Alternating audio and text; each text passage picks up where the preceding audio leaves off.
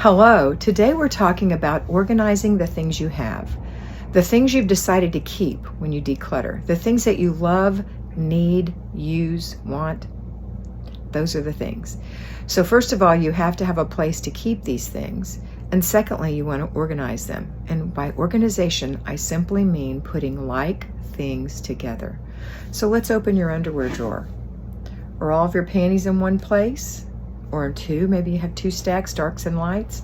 How about your bras? Where are your socks? You know, they're not just jumbled in there. They're placed in there in organized manner. So you know where they always are. You know when you're about to run out, okay?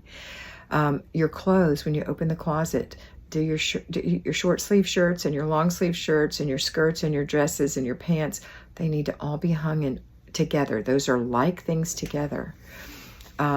When you put your dishes away, like things together, pots and pans, like things together.